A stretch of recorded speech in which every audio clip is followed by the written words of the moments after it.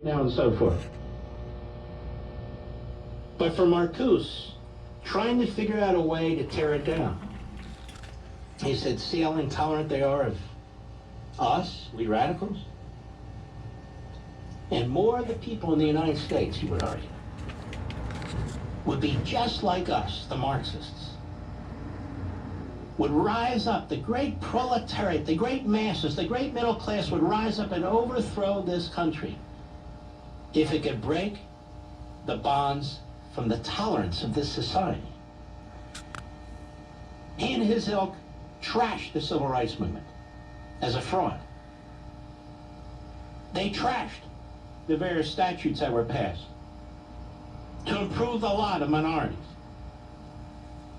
And they trashed, if not openly behind the scenes, but certainly in writings, Martin Luther King and the notion of a colorblind society. Why? Because it doesn't get them where they want to go. How can Black Lives Matter argue for a colorblind society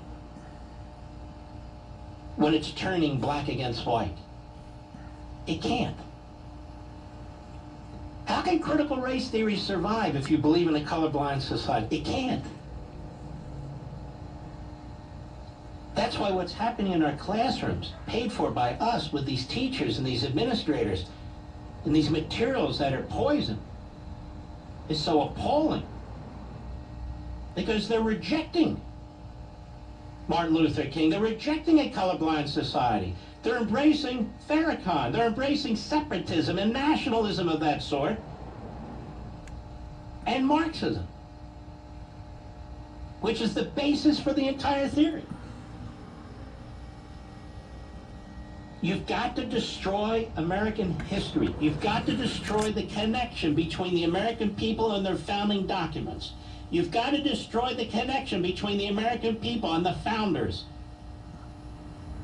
You've got to burn books, literally or not. You've got to pull monuments down. You've got to create questions and doubt about the American experiment. You've got to do all those things. Why? To end racism? No, to end the country. Which is exactly what Marx preached. This is the Americanization of it. Now, it's not just in the area of race, it's in other areas too, which I explain in the book and will explain in the days and weeks ahead.